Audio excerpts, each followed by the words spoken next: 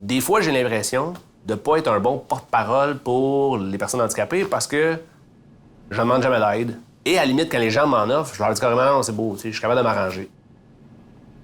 Je suis capable de me débrouiller très facilement, fait que... j'aime pas ça quand quelqu'un vient m'aider parce que à cause ça me rend moins... Moi, je dis que mon autonomie descend très vite, fait que... Si je suis capable de mon autonomie, je veux plus handicapé. Puis c'est pas ça que je veux que mon autonomie reste, puis je veux que ça reste tout le temps. Quand on me le demande, j'ai pas de problème avec ça. C'est quand les gens rentrent dans ma bulle, soit physiquement ou en me parlant. Moi, je donnerais comme conseil aux gens de poser la question. Est-ce que je peux t'aider? Est-ce que tu as des problèmes? Si la personne dit non, c'est correct. Mais demandez-le avant, prenez pas pour acquis, mais qui est pas capable de prendre de décision par lui-même. Je suis en train de monter une côte, puis je la monte, puis en fauteuil roulant, puis je vais pas aussi vite que les gens, mais je la monte, puis pour moi, c'est un exercice, puis ça fait du bien. Puis les gens veulent bien faire en venant me pousser. Puis ça, c'est la pire affaire à faire, là. Je leur dis non, mais touche-moi pas, je suis capable. Non, mais je veux t'aider. Non, regarde, je suis correct. Et des fois, les gens ont de la misère avec ça. Non, mais je veux juste t'aider. Je sais que tu veux juste m'aider, mais moi, je veux juste le faire tout seul. Il y a quand même des gens qui sont très serviables aussi, qui sont capables de voir que si on peut avoir besoin d'aide, puis ils vont nous ouvrir la porte, puis ils sont pas tous avec des préjugés non plus, là. C'est-à-dire que j'ai eu un grand bouleversement il y a 5 ans, puisque mon mari est décédé il y a 5 ans. Donc il a fallu tout à coup... pas que je m'adapte, mais comment dire, parce que j'ai aussi mon fils donc, qui est ici. Et il a fallu tout d'un coup que j'arrive à gérer tout ça, c'est-à-dire ne pas être surprotégée, parce que ça, c'est difficile à vivre aussi quand on a eu son indépendance toute sa vie. Tout le monde alentour de moi sont toujours prêts à m'aider à me développer plus, à m'expliquer des affaires, prennent le temps de me le montrer comme il faut. Puis je pense qu'en étant tout le temps présent alentour de moi, ça a fait que j'ai pris confiance au monde alentour. Ouais, c'est sûr que maintenant, il faut que j'accepte d'avoir de l'aide d'une autre personne. Quand que tu veux être le plus autonome possible, il faut quand même que tu acceptes qu'il y a des choses que tu peux plus faire que je faisais avant. Moi, je trouve ça humiliant des fois. Parce que ton corps n'est pas capable de le faire toute seule, tu es obligé de demander l'aide.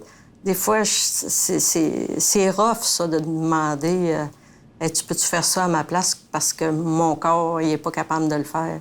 Bien oui, c'est plus gênant quand quelqu'un vient t'aider à t'habiller.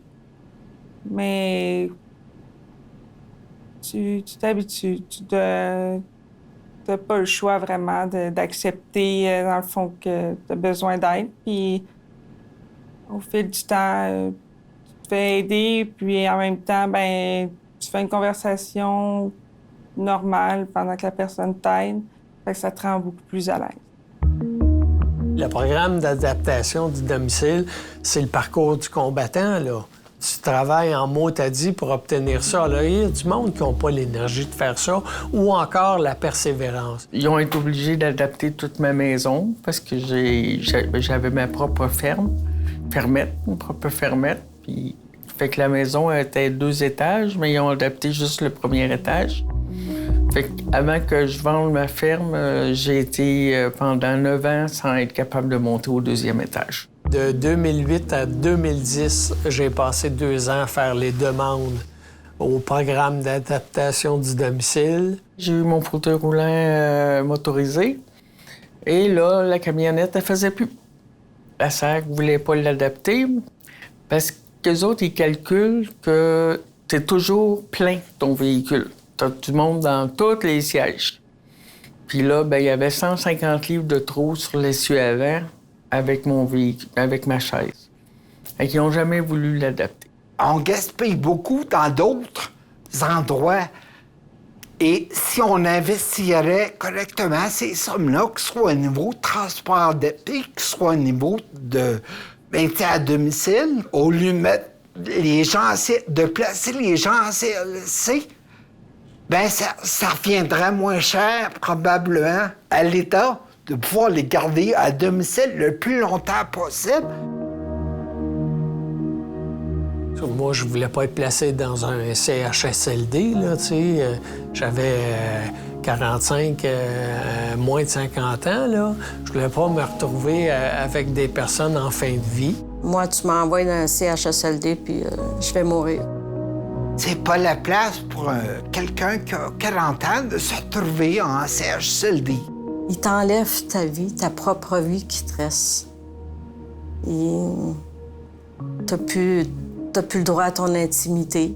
Il faut qu'il y ait des services pour des personnes comme ça, parce qu'ils ont besoin de vivre une vie le plus normale possible. Un centre de jour pour permettre à ces gens-là d'avoir soit du répit ou soit encore quelque chose d'organisé pour leur permettre de faire du sport en famille ou des activités ludiques, quelles qu'elles soient, bien, je comprends que c'est nécessaire, là. T'sais, c'est absolument essentiel aujourd'hui. S'il n'y a pas ça, ces personnes-là sont condamnées à rester dans leur misère ou dans leur état. T'es condamné à rester en CHSLD avec des personnes qui sont en fin de vie. Puis l'activité aujourd'hui, c'est, je sais pas moi, jouer aux cartes. Faire du découpage ou du coloriage, tu sais. Regarde, pas le fun, ça. T'as plus le droit à rêver non plus, parce que là, c'est ta dernière place. T'as plus d'autre chose après. Tu penses plus aller revivre dans un appartement.